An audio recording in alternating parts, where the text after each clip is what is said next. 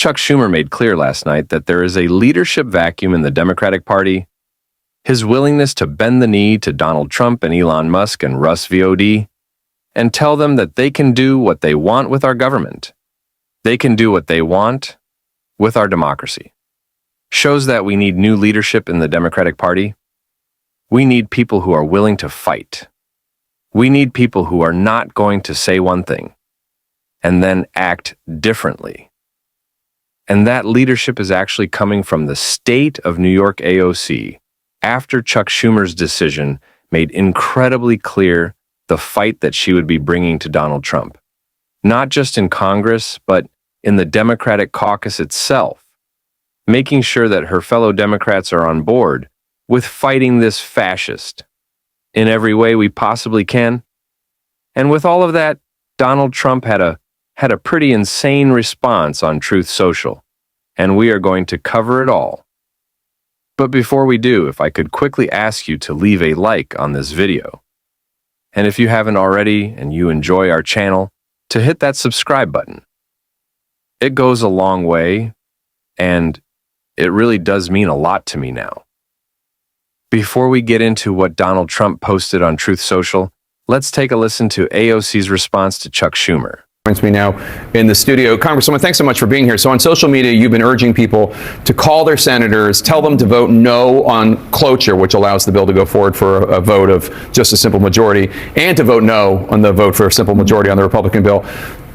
What do you say to the counter argument of, like, a government shutdown hurts the country, hurts the people you represent from Queens and the Bronx? Absolutely, and that is why House Democrats have laid out a plan, as well as several Senate Democrats laid out a plan to keep government open for another 30 days as Republicans negotiate a deal with Democrats in order to have an extended government funding bill. But the House would have to come back into session, right? I mean, but House Democrats are in town. I mean, we're afraid of working. Is that the problem here? That the idea that, God forbid, members of Congress have to fly back and do their jobs? I mean, okay. Genuinely, come on.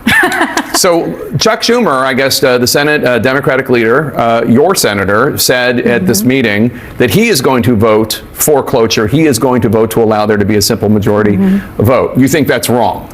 I believe that's a tremendous mistake. Yes. Why? I think, well, first and foremost, the American people, if anyone has held a town hall or has seen what has been happening in town halls, American people, whether they are Republicans, independents, Democrats, are up in arms about Elon Musk and the actual gutting of federal agencies across the board.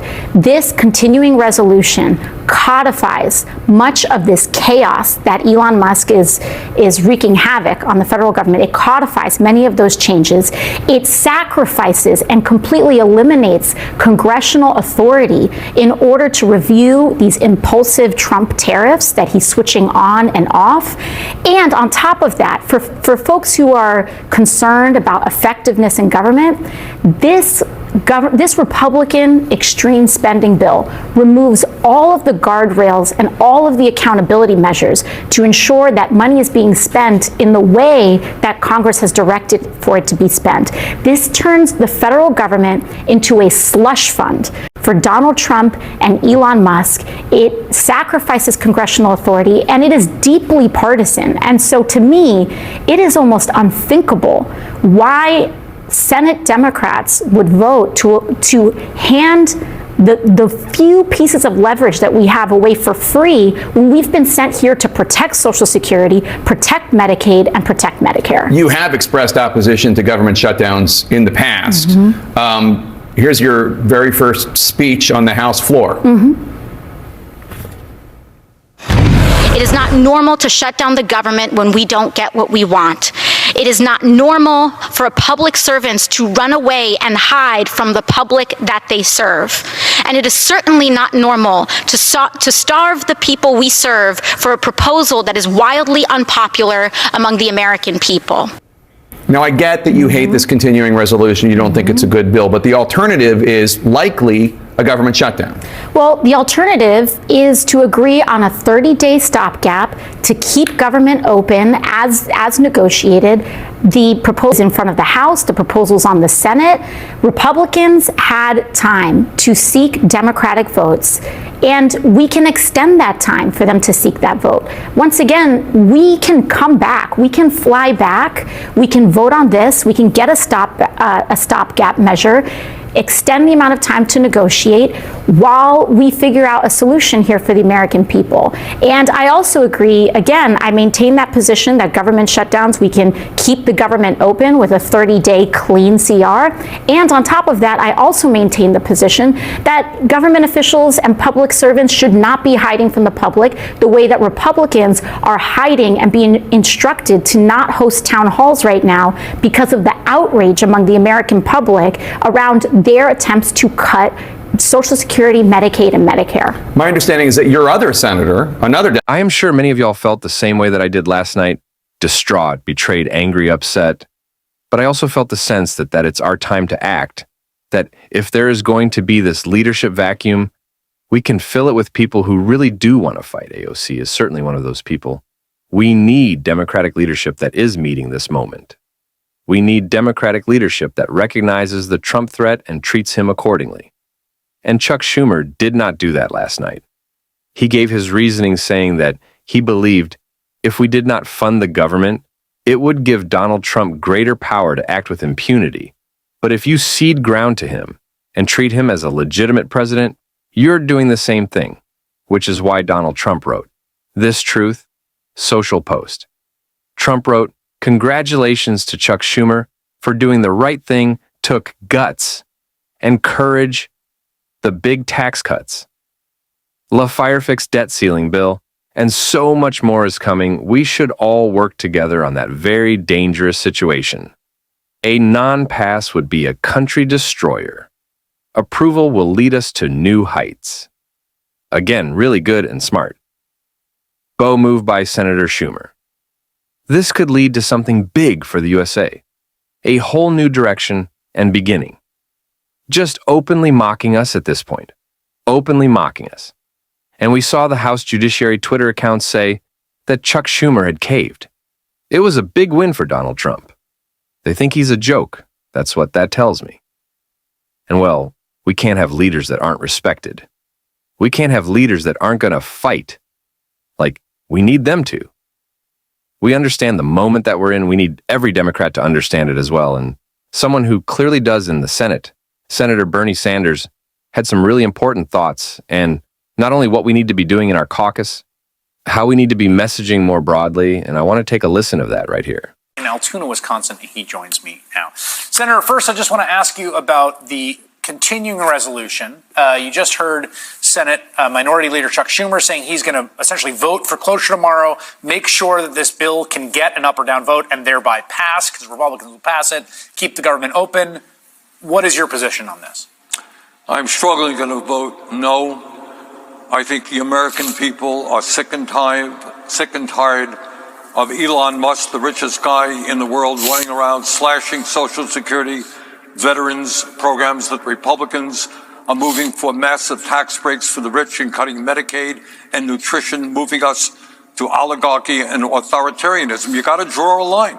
And I think the American people are prepared to stand with those of us who say that, you know what, we're a government of the people, by the people, for the people, not the oligarchy.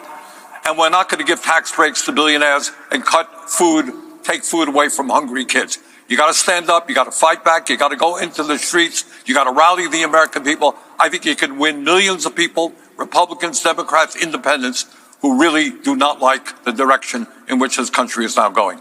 I want to just offer the argument the Senate Minority Leader made, which is that the consequences of a shutdown, as bad as things are now, would be even worse because it would essentially hand even more authority to Musk, vote Trump to slash away.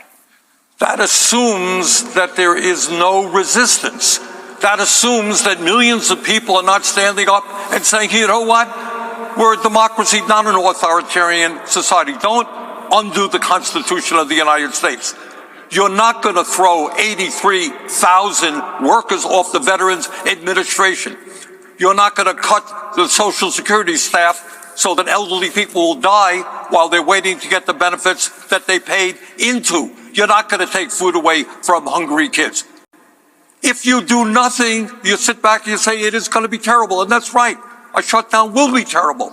But our job is to put the onus on the Republican president, the Republican House, the Republican Senate, the people who control the government. They are responsible. They've acted in an undemocratic, unprecedented, unilateral way. They've given us an offer, take it or leave it.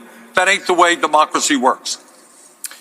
I'm curious what your experience has been like in these events you've been doing. I saw you did one in Nebraska in Representative Don Bacon's district around Omaha. You did a few. I did think one in Kenosha, one in Altoona. What these events have been like? They've been extraordinary, Chris. You know, I ran for president. We had very large turnouts. But in a non-campaign moment, to go to Michigan and find 9,000 or 10,000 people, working class people, coming out was, far exceeded our expectations. And I think what that tells me is, and that was primarily a working class group of people, that tells me people are sick and tired of Trumpism. Nobody thinks that it's okay for the richest guy in the world to do what he is doing. People are afraid of the future of Social Security. Musk has called Social Security a Ponzi scheme. Trump has lied about all of the people 200 years of age who are getting Social Security benefits. They're trying to undermine faith in Social Security, which is the most popular and important program the government runs. People understand that. And what they want is us to fight back and defeat this trend toward oligarchy, authoritarianism, and inequality. I want to ask about a piece of Senate business today. A committee you sit on, if I have this correct, I think it was HELP, was going to have a confirmation hearing for the nominee to run the CDC under Donald Trump, a former Republican congressman. He was withdrawn just before the hearing happened. I'm not quite sure. He seems like he has kind of the same basically anti-vax disposition as Bobby Kennedy at HHS. Do you have a clearer read on what's going on there? I think what he indicated is that he, I guess, thought that he might not have the votes, or the administration thought he might not have the votes on the committees. One or two Republicans would have voted against him.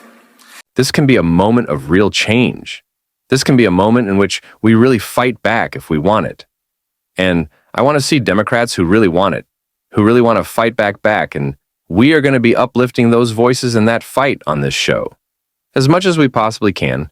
And if you want to support that, as always, you can hit that subscribe button. You can leave a like on this video.